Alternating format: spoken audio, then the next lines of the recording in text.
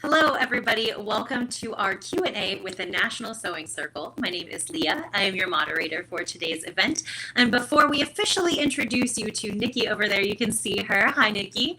I have a couple reminders just from me. So first of all, if you want to check out the link in the description of today's video, there is a set of instructions just for you to download. It is a circular drawstring bag project. And maybe Nicki can tell us a little bit about that. I know she was talking about it just before we went live a bit, but check that out. That's something for you. If you're interested in it, that is available for you again in the description of today's video, right underneath where you're viewing this. I would also like to draw your attention to the chat box.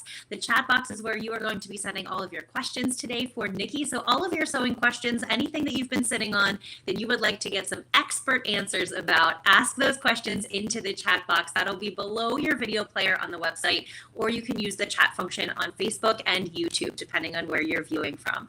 That is it from me. We are going to get to as many of your questions as possible. In the meantime, you can drop a hello. Let us know where you're viewing from while we get to know a little bit about today's expert. It is Nicki LaFoille. She joins us today to talk all things sewing. Hello, Nicki, and welcome. Hi, thank you so much. I'm so glad to be here chatting with everybody about sewing stuff. I did want to say something about the circular drawstring bag, which I believe is one that I did, I don't know, weeks ago, months ago. I don't even know. Time just kind of blurs by. But it's essentially just a circle that we create a casing around the edge. But what is fun about it is that I used laminated cotton for one of the layers.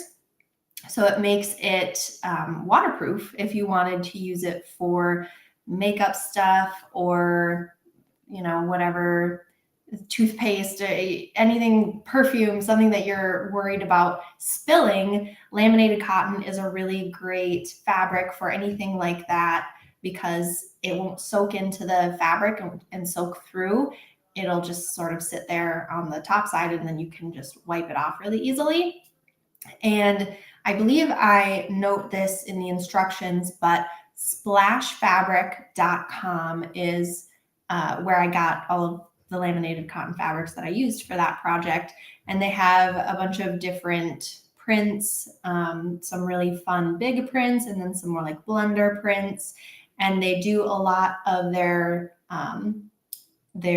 patterns. Some, you know, they sell it in laminated and then they sell it like regular cotton. So you can have those coordinates for the parts of the project that you don't need to be laminated.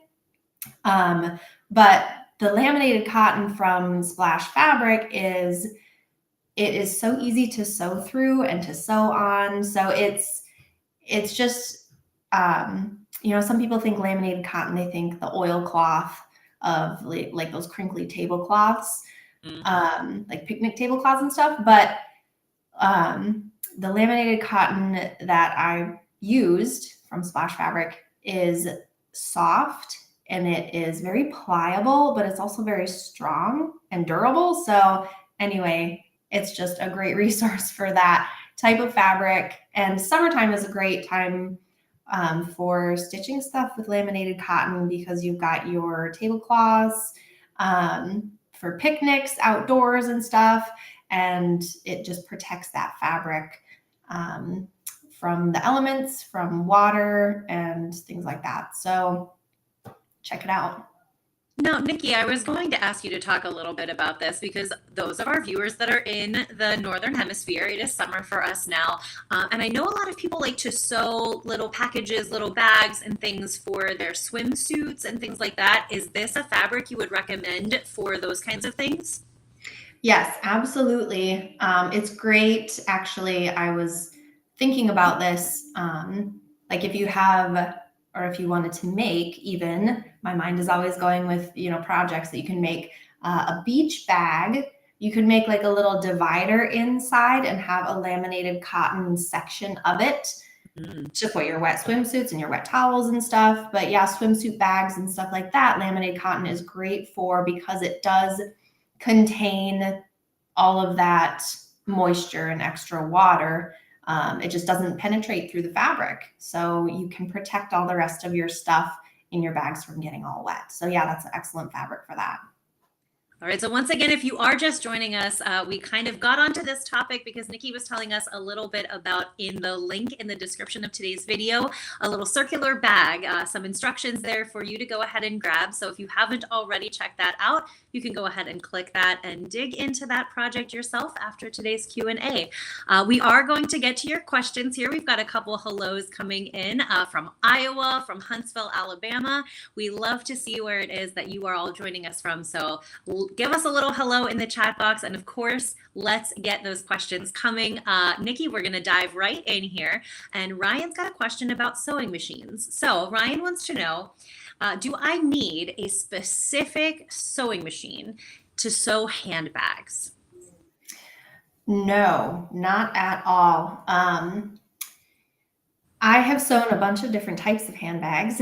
I guess it depends on what fabric you're using. The only time I would ever say that you need a certain type of sewing machine to sew something is if you are sewing specifically on like multiple layers of thick, genuine leather. Then you might need something a little bit more powerful, like an industrial sewing machine. But that being said, like I was saying, I have made a ton of different types of handbags using faux leather and, laminated cotton, like we were talking about. And my machine, which is this one right here, the FOF Passport 2.0, has been able to stitch over and handle anything that I have thrown at it, even, multiple layers of, those turned seam allowances of faux leather, which are not as thick as genuine leather, but still, once you get like 4, 5, or 6 layers together, it can get quite thick and quite difficult for a machine to penetrate through. But this machine has had no problem stitching through anything that I have wanted to sew on it. So short answer is no, you don't need a certain sewing machine to sew handbags. Not at all. All right, well, best of luck to you, Ryan, and anybody else out there that's trying to tackle some handbags with your machine. Keep the questions coming, and we'll dig in even more if you have any more handbag questions. But in the meantime, we are going to move on to taffeta, if I'm saying that right, taffeta. Naveen. Naveen's got a question about this. Naveen's fabric is puckering on the inside corner when she turns it inside out. And she's new to sewing, but her mom has been sewing for decades and so is helping out with this project. She has no idea what's causing this puckering when you're turning it. Do you have any idea about that? Is it the fabric, the sewing? What kind of tips do you have? So when you turn something right side out and you get some drag lines or puckering on the right side, to me that signals you need to do something with your seam allowance. So if it's like a right angle corner, you might need to clip off the corner. Or if it's like a curve corner, you will need to clip into the seam allowances every 1/4 inch or so, clip up to, but not through the stitching line. That's the key there. You want to get close enough so that when you turn that seam allowance right side out, the clipping kind of releases the seam allowance and allows it to sort of open up.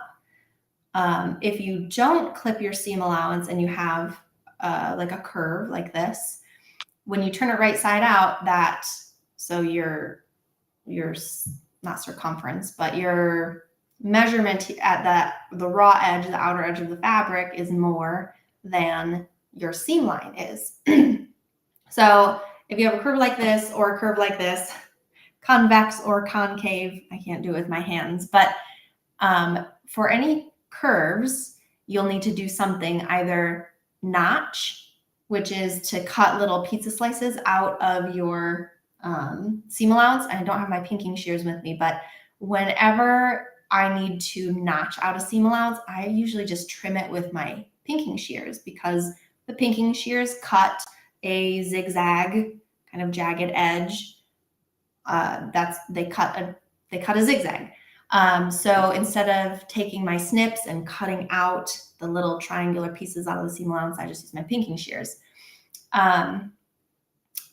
But You can also, when you need to notch your seam allowances, that is when you need to turn out a convex curve, I think, when your seam line is shorter than the edge of the fabric will be when it's turned right side out. It's really hard to explain this with just my hands, but I have a video on nationalsewingcircle.com about this. I'm not sure exactly which one it is. I can try to find it and put it in here. But to answer your questions, it does sound to me like you need to clip your seam allowances somewhere to release that seam allowance and relieve that tension that is pulling on the seam allowance, which is creating those puckers or those drag lines on the right side.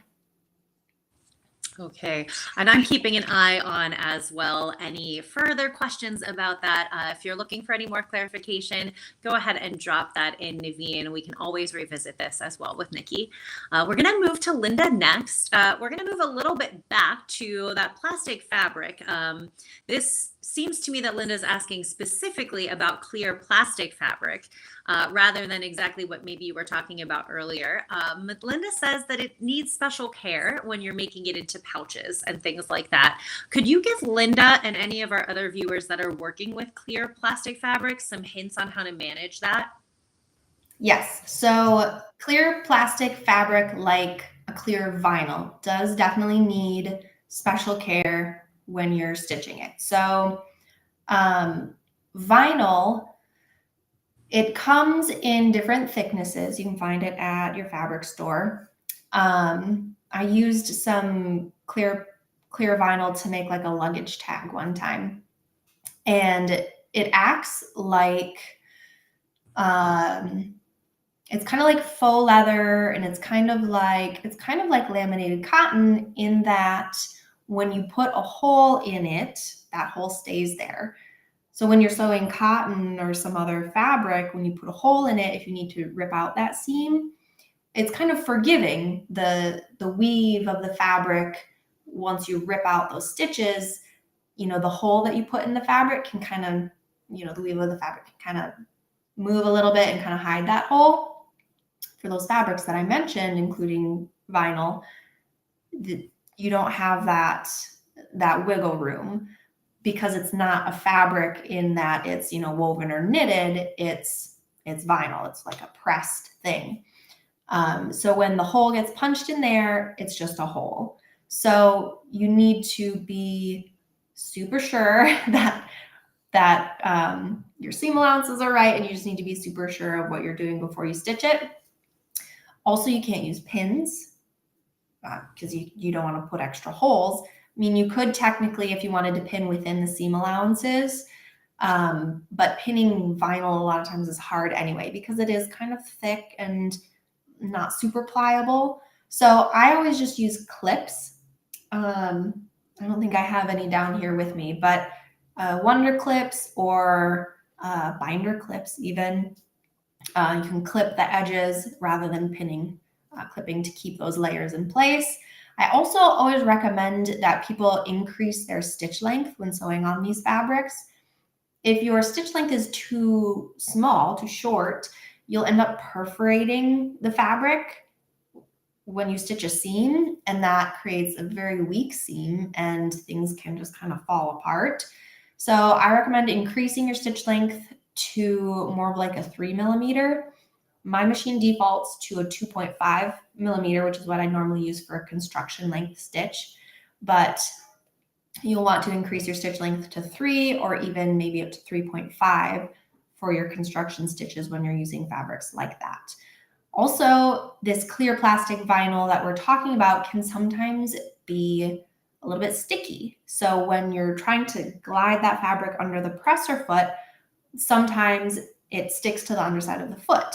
So, and it, you know, that creates all kinds of problems with tension and all kinds of things. So to stop that from happening, my machine actually has this, they call it the IDT foot. It's this little black thing at the back of the foot that I pull under. It's like a built-in walking foot. If you don't have that, you can throw a walking foot on your machine to help pull that sticky fabric under the presser foot. Or if you have a roller foot, you can throw that on, and that also helps roll the fabric under the presser foot. Or if you don't have any of these feet, you can take a layer of tissue paper. The tissue paper that you get in your gift bags at Christmas and birthdays, the tissue paper that most commercial patterns are printed on, save the scraps and put a layer of it between your fabric and your presser foot, and that will help the presser foot glide along the top of the fabric and not stick to it. So those are my main tips for sewing on those types of fabrics. So good luck, and hopefully I've set you up for success. We have another hello to get to before we get to our next question. All the way from Surrey, UK, we have a first-time viewer. Sheila says hello to everybody. Thank you so much for joining us. Anybody that's just joining us, we're asking Nicki all the questions that we have for sewing. So you can drop those into the chat box at any time, and we're getting to as many as we have time for. We're going to move to Ezekiel's question next. And Ezekiel is looking for some suggestions on what to use to keep a wide-brimmed hat brim stiff. It needs more than starch or interfacing. Both helped, but just don't seem to be enough. So Ezekiel is contemplating wire, but would love to know if there's something different out there to sandwich things in. What do you think, Nicki? Let's see. My mind does immediately go to wire first as well, simply because you can get it in a long enough chunk to go around, depending on how wide your brim is. I made a little like garbage bag, a little garbage basket, and to stiffen the upper edge of that, to keep that open, I looked into using zip ties.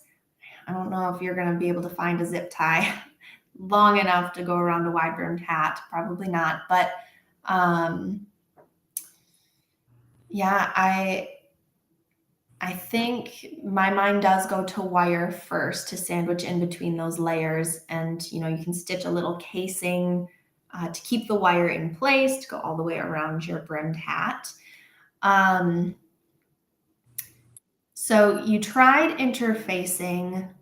Yeah, I'm thinking, because I was also thinking about the Peltex interfacing. That's like the craft weight interfacing, which makes things very stiff, but also depending on how wide your brim is, it might also make it heavy. So it might, make it sort of droop down. And wire would be stiff without the weight of that. So I think wire is probably your best bet. If anybody else watching has any experience sewing a wide brimmed hat and has any other ideas, throw those into the chat. But that's where I would go with it, is some wire.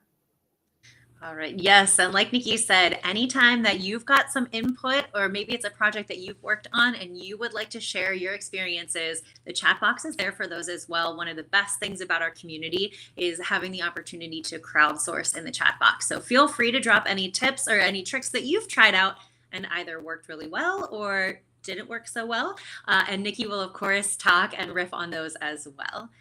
We're going to go to some thread next here, Nicki. So Heather would like if you could speak a little bit about the difficulties of working with monofilament thread. Maybe start out by telling our viewers what that is and then move into those difficulties.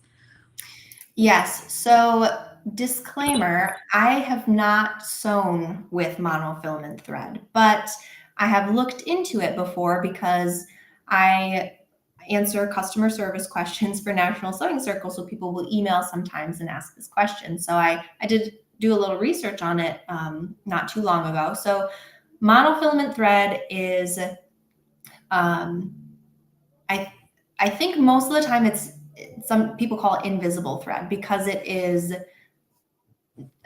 clear-ish. It can come in like a whitish clear. It also can come in like a smoky clear, which is like a darker gray color. And the idea of it is you can use it on quilt bindings when you're stitching in the ditch. So that your stitches will be very invisible. Or if you like to use it for quilting, I think the idea is to, not see the thread, but to see like the indentations made by the thread. So it's like a different textural type thing.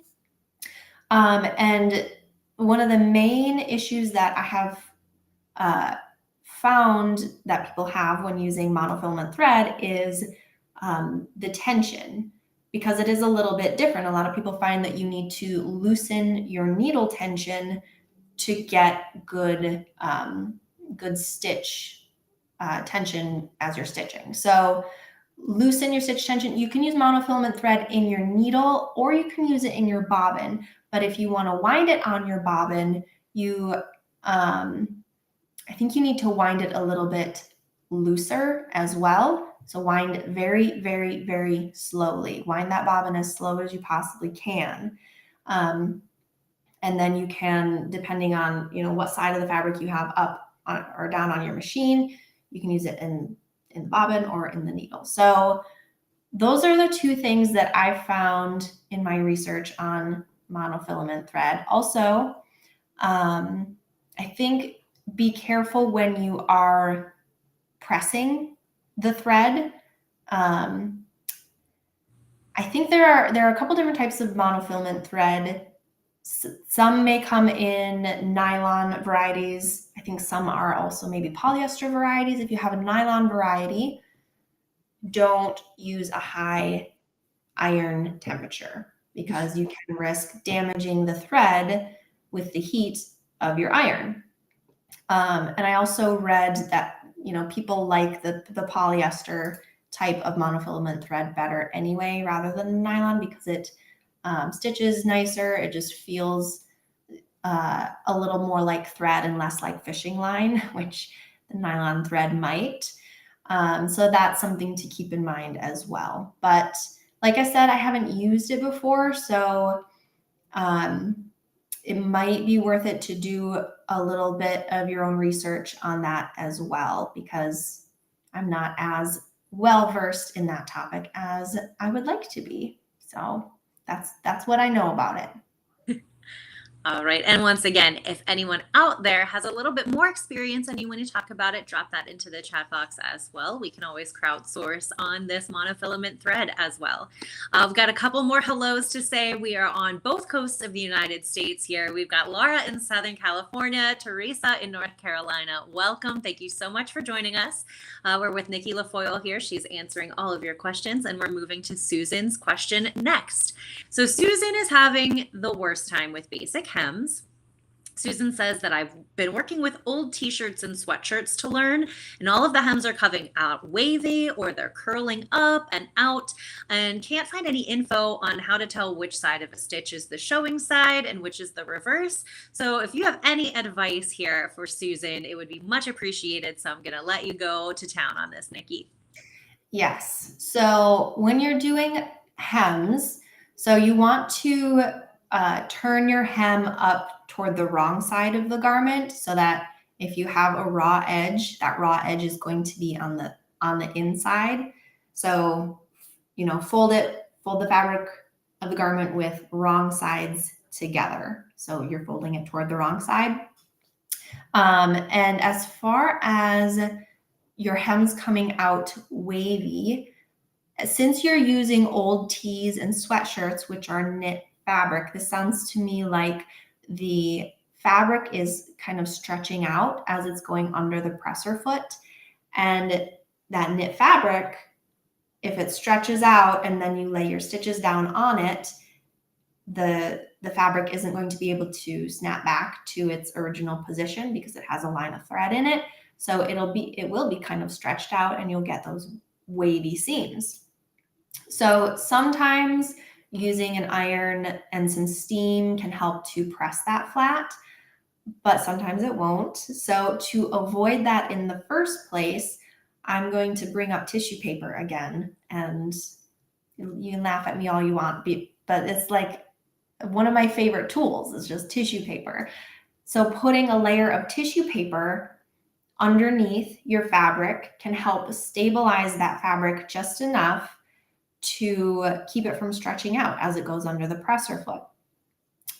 Or you can also try some of the tips that I talked about when using vinyl fabric too, because it's going to help feed that knit fabric under the presser foot, help it glide under without stretching out. So the walking foot or the roller foot, or if you have a FOF machine that has this integrated dual feed foot, you can clip under the presser foot, that's going to help. So the feed dogs are on the bottom of the bed of your machine, pulling the fabric.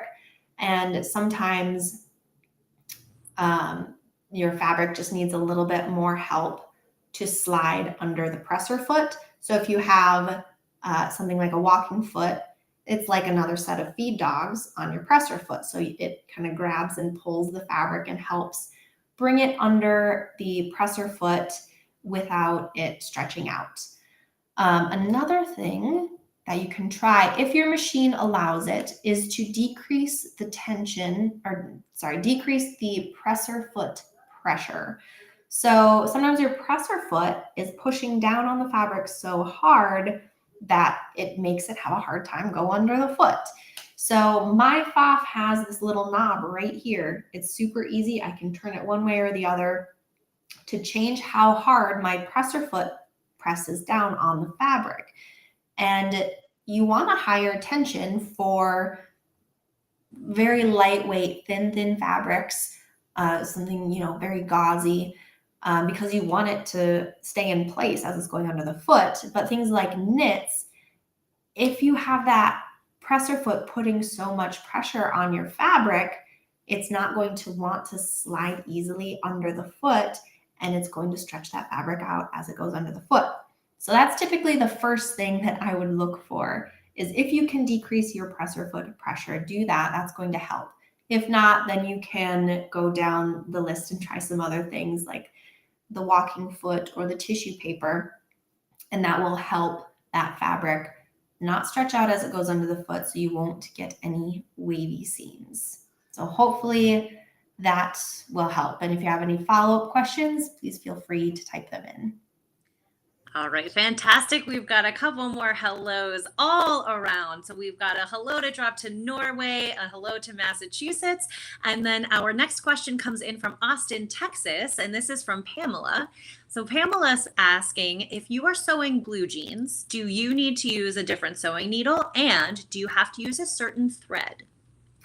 So this is a good question, because there is a sewing needle that is called the jeans needle. And let me see if I can find one in my big bag of sewing needles. I do. So here's my jeans needle. So the jeans needle has let me see. I think it has a slightly elongated eye and a reinforced shaft. So it makes it easier for that needle to pierce through densely woven thick layers of denim, because denim is, I actually have a piece of denim right here. Denim is woven very tightly, so it's a durable fabric, and the jeans needle is designed specifically for it. Now, that said, I have sewn on denim with my universal needle. Universal, not that small of a size. If you want to use a universal needle on denim, I would use a larger size, like maybe a size 100, if it would focus. Anyway, it's a size 100 universal needle, because the larger the size of needle, the thicker the needle is, and that is going to be better for thicker fabrics, denser woven fabrics, anything that might be a little difficult for the needle to pierce through. If you're using a very thin needle, like a size 60 needle, it might not be able to hold up to that, and you might get a broken needle.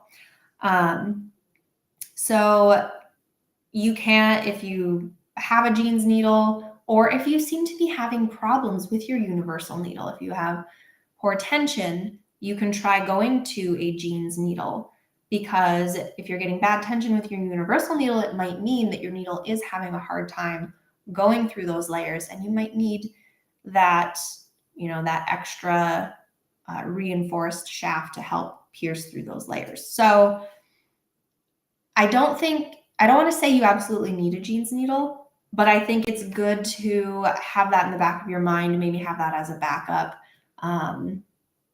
And if things start not lining up quite right as far as your seam tension goes, you can try that as something to maybe alleviate those problems. Now, the next part of that question was, do you have to have a certain thread? And that is also a no from me. You do not have to have a certain type of thread. All-purpose thread is 99% of the time going to be just fine in sewing your jeans. The area where you might want to go up to, they actually do make thread that is called, is it called denim thread or is it called jeans thread? I'm not sure, but it's something that is sort of specifically for making jeans. And those are nice when you are doing those top stitching details. So a lot of times on the side seams of your jeans, you'll see those flat felled seams that are, folded over and they have the top stitching line. And that seam is great for making those pants super durable. It's a super, sturdy and reliable seam. It's very strong because it has that extra line of stitching and that top stitching. So if you want to do that for your jeans, a top stitching thread is super great for that because the top stitching thread is just a little bit thicker. So in lieu of top stitching thread, I have also used thread that is simply called heavyweight thread, which is just a little bit thicker. And in addition to being thicker and stronger, it also looks super nice for top stitching. It gives you that nice pop that you see on those top stitched details of jeans. Also, side note on top stitching, if you are using some of these threads that are thicker, you'll want to use a needle that has a little bit of a bigger eye. So a larger size needle will have a bigger eye, but top stitching needles, specifically called top stitch needles, have a larger eye designed, in all sizes of them. They're larger. So that is great for using that top stitching thread, because if you try using top stitching or any thread that is a little bit thicker in a needle where the eye is too small, it's going to put extra tension on your thread and it's going to throw your tension out of whack. You might get frayed thread, broken threads, and just poor tension. So if those things are happening to you, you can think about if you're using the right type of needle for the type of thread that you are using. So I hope I answered your question. That the answer got away from me a little bit, as it tends to do. As I start talking about these things, I ramble. I find it to be very helpful. And of course, I hope everyone out there is also finding it helpful as well. And like Nicki has promised, if you need more clarification, go ahead and drop that into the chat. We are happy to revisit anything. It is my time, though. Gosh, this time really flies. To remind you, if you have a question and you're waiting on it, drop it into the chat now. We are quickly coming up into the last little chunk of time we have with Nicki for this month's Q&A. And we would like to get to your questions, even if you're hanging on to them before we have to say farewell. We're going to go to Lynn's question next. Lynn is another viewer watching from Massachusetts, Nicki. And Lynn wants to know what needle and thread to repair linens with, and how do you keep those linens sparkling white? What have you got for Lynn? So for linens, I'm not 100% sure if we're talking about like linens like bed sheets and things, or like cloth napkins and things, but I can say that if you need to repair something, or just if whatever you're stitching in general, If you're stitching a fabric that is fine, you want to use a needle that is also fine, because I know I said earlier, if you're using a woven fabric, it's a little bit forgiving for the hole that you're punching in it with your needle, but also you don't want to punch a super big hole in your fabric if you're using a very fine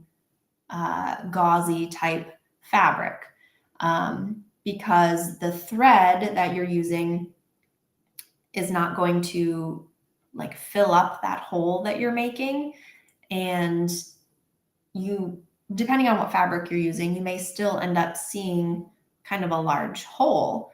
So if you're using a finer fabric, definitely use a finer needle. Like a size 60 needle is a thinner gauge needle. So that's really good for use on finer fabrics like a thin linen, or something delicate like a chiffon, taffeta, those special occasion fabrics. You want to use err on the side of using a finer needle first, rather than risk putting holes in the fabric with a larger size needle. And speaking of that, so speaking of different types of needles, sometimes when you're using a very fine fabric, like the last time this was a consideration for me, I was stitching on satin fabric, and I found my seam lines were getting puckers in them, so I needed to decrease my needle tension. But I also switched to a Microtex needle. Please focus, camera. I don't know if you can see that. This is Microtex. So the Microtex needle is just a very fine point. So it is, if a needle tip is like this, the Microtex needle point is just very sharp and fine. So it decreases the risk of getting snags in your fabric and runs, and it's just a little bit more, I don't want to say precise, but it makes a small hole in your fabric, and it helps your seam be nice and flat and smooth when you're using a fine, kind of tricky fabric like satin. So this is just a side note on different types of needles, since we've been talking a lot about needles today. So maybe if you're using some fine fabric like that and you're having issues with your seam puckering like I was when I was using satin, try a Microtex needle.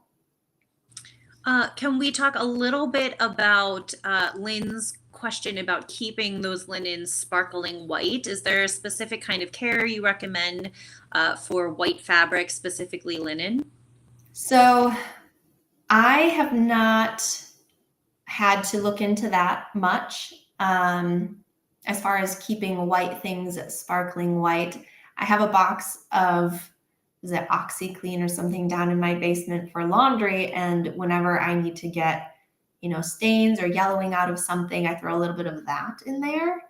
But that's my best tip for like laundering things and care of white fabrics.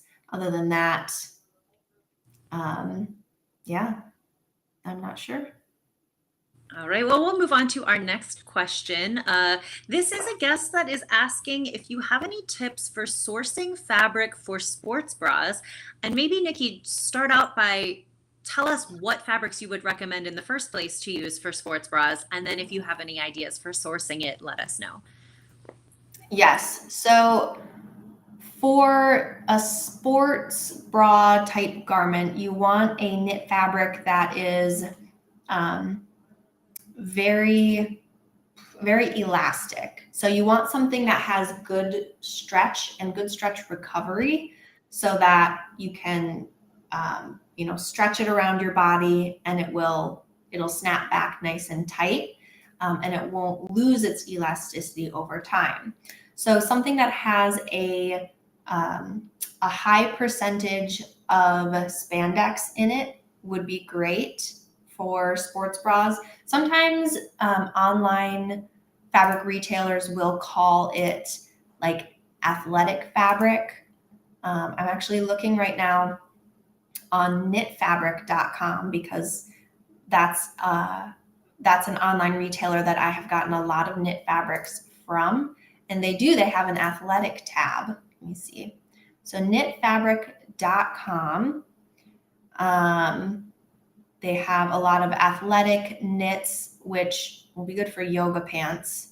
But you can look at, actually, on knitfabric.com, a lot of their fabrics. If you click on them, it'll tell you the exact fiber content. So I just clicked on one that was 80% nylon and 20% spandex. So that's a fairly high spandex percentage. I think that would be great for sports bras. And on knitfabric.com too, they actually tell you in the description a lot of times the types of garments that it would be good for. So the one that I just clicked on said perfect for swim, dance, gymnastics, yoga, leggings, and more. So that sounds like a good one for a sports bra as well. And obviously, if you can go into a store and feel the fabric, that's like the best way. But I know the struggle with that because I live in a very small town that does not have a lot of resources for buying specialty types of fabrics. So it's been a struggle for me in finding good online retailers for fabric, which is why I loved knitfabric.com so much, because I got some swim fabric from them, and I got a bunch of fabric for sweatshirts from them, and they tell you in most of their fabric listings the fiber content and also the stretch percentage, which is really important for a lot of patterns. Some don't have the stretch percentage listed, but a lot of them do, and their customer service is always super great, so you can always ask questions. But outside of knitfabric.com, you could also do just a quick Google search on athletic fabric. And a lot of times the first, 4 or 5 listings that come up in your Google search will be those online retailers, and you can sort of click around and find some different colors and prints, and find a good retailer that gives you the information that you want. Also, just another note about knitfabric.com. I love that they give the weight of the fabric. The weight of the fabric is a really important consideration, and I'm so surprised that more online retailers don't give you that information, because when I was looking for sweatshirt fabric, I wanted a heavy sweatshirt fabric so that I could make a warm sweater for myself. And it's so hard to tell because sometimes online retailers will say mid-weight, lightweight, heavyweight, but there's such a big range of weights that fall within that basket. So to get a number like a 12 ounces per square yard, to have that definite number in mind really helps. And I noticed on knitfabric.com some of their fabric listings will have the weight listed in grams per square meter. So you'll see it abbreviated as GSM, and meters and yards are very similar. So I will just turn that gram number into ounces and be able to kind of figure out, how heavyweight that is, because I'm more familiar with ounce weights of things. So you can check that out. A 9-ounce weight fabric is going to be very, very lightweight and fine. I made a couple of sweatshirts for myself with 15-ounce per square yard weight fabric, and that was good and heavy and very, very warm. So check that out. It's a great online resource for not only sports bra fabrics, but for a lot of other knit fabrics too. And I actually think they do have some wovens as well. So it's not only knit fabrics, even though it's called knitfabric.com. They do have some wovens as well. So check it out. All right, a great resource. We have time for one, maybe two more questions. And I feel like I saw a question disappear from my chat box. So if you had a question, I believe it was about a narrow hem, and you'd still like Nicki to answer that question, drop it back into the chat box. I'm not sure where it went, but I can't find it. So you'll have some time to drop that question back in while we go to this other question first. And this one comes from Linda. So Linda has a serger / cover hem machine that has a chain stitch. Linda wants to know when a chain stitch should be used. So the cover stitch machine creates a chain, like a line of stitching that looks kind of like a serger chain, but it doesn't cut off the fabric, I think that's my understanding of it. I've never used a machine like that, but I've seen it done, and you can use that chain stitch as like a decorative stitch wherever you want, really. But I see it used a lot of times on hems. So if you want your hem to look professional, you can use that as, when you turn up your fabric at the lower edge to make your hem, you can use that stitch at the lower edge. And I believe also, correct me if I'm wrong, but I think a cover stitch machine, the stitch has stretch built into it. So it's great for use in hems of t-shirts where you need that amount of stretch. If your t-shirt if it has that, negative ease where it needs to stretch around your body. Like my shirt is big, so it doesn't need to stretch around my body. So it doesn't really need stretch in the seam. But if you do need stretch in the seam, that is a good reason to use that stitch. So when you're, pulling the shirt on and you stretch that seam, it won't snap on you. But that is, from my understanding of it, you can really use that chain stitch wherever you want. But like I said, I have not used a cover stitch machine, so I probably don't have the full story on it or the full information on it. I'm sorry, I can't give a more specific answer.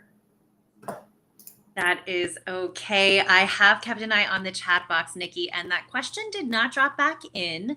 So we have reached the end of our time today, and I would like to instead be able to give you the floor. I know we were talking a little bit about a quilting project, I believe, that might be coming up. If you could just take a moment, let us know what's coming up for you, things that you want our viewers to be on the lookout for, and where they can find you before we see them again for another Q&A in the future. Sure. So I didn't have a quilting project, but I did have, it was a gold tier, National Sewing Circle gold members. We had a video just before this one, and we made this zipper pouch. So a pouch made of all zippers. So this was a fun thing to be able to put together different colors and use up. For some reason, I just had a whole bunch of zippers in my stash. So I know zippers are not always our most fun thing to sew, but this was a great way to use them and create something functional. So this was a fun project. And if you are a gold tier member of National Sewing Circle, we do these live events specifically for gold members every so often, every couple of months, I think, every quarter. But I will be on the National Sewing Circle Facebook page doing more live events. I believe I have one in July 12th, I believe. I'll be doing a project on the National Sewing Circle Facebook page. So if you haven't liked that Facebook page, you can click the thumbs up button to like them, and so you'll be able to stay updated on when I'll be there doing projects. And I like doing those Facebook Live projects because I can get questions from viewers just like we do on our Q&As here, so I can actually discuss things with viewers and get a back and forth going, which is, it's always my favorite to connect with people. But aside from that, what I've had on my brain is the trip that National Sewing Circle is going on to Ireland in September. So hopefully, it was scheduled for 2020 and then everything happened. So I'm hopeful that this is the year that it's actually going to happen. And I don't know if it's sold out yet or not, but I've been getting very excited for it because I'm going with a group of people with National Sewing Circle to Ireland, and I'll be teaching a couple of projects, and we just get to hang out in Ireland and go around and see a bunch of the country. So I'm thinking about Irish sewing projects that I'll be able to teach to the group that we're going with. So there's that project, and National Sewing Circle is going on another craft tour to Germany in December, which I'm also going on. So you can find information on that. I know the National Sewing Circle newsletter has mentioned it. If you're not signed up for the newsletter, you can go on nationalsewingcircle.com and sign up so you can get updated on all these different cool, fun things that we're doing. Absolutely. Definitely get signed up for that newsletter and check out National Sewing Circle for more events like this. If you did not get your question answered today, or you think of something in the meantime, Nicki, I know we'll be seeing you before we know it for another one of these sessions. So Nicki will be back to answer more of your questions another time. But until then, thank you so much for joining us today, sending in your questions and talking all things sewing with Nicki at the National Sewing Circle. My name is Leah, and on behalf of our entire team, thank you so much. We will see you again, and until then, happy sewing.